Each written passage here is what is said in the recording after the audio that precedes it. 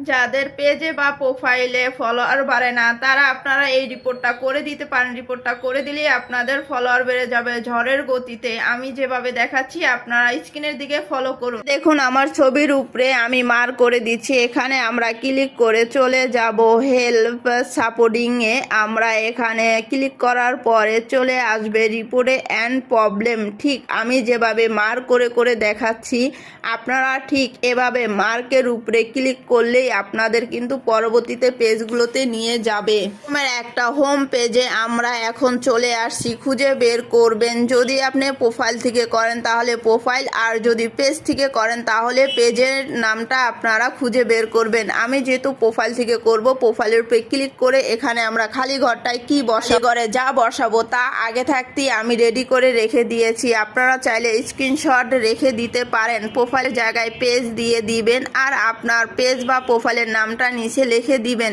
এখন আমরা এই কপি করা লেখাটাই এই খালি ঘরটায় আমরা এখন বসিয়ে দিব। একটা জিনিস আমাদের লাগবে, প্রোফাইলের স্ক্রিনশট। এটা আমি আগে থাকতে স্ক্রিনশট নিয়ে রেখে দিয়েছি যাতে আমি পরবর্তী কাজের সময় কাজটা করতে পারি। এখন চলে যাব গ্যালারিতে। গ্যালারি থেকে আমাদের ওই স্ক্রিনশটটা নিয়ে আসব। এখানে আমি ডান ক্লিক করলেই আমার দেখুন অ্যারো চিহ্ন আছে, ওখানে ক্লিক করলেই আপনার এই রিপোর্টটি ফেসবুক টিমের কাছে চলে যাবে। কিন্তু আপনি এখান থেকে যাবেন না, থ্যাংক ইউ লেখাটা না আসা অবধি আপনি এই হোম পেজেই থাকবেন। ভিডিওটা ভালো লাগলে অন্যকে দেখার সুযোগ করে দিবেন। আপনার টাইমলাইনেও ভিডিওটা শেয়ার করে রাখতে পারেন যাতে আপনি পরবর্তীতে এই ভিডিওটা দেখে কাজগুলো করে নিতে পারেন।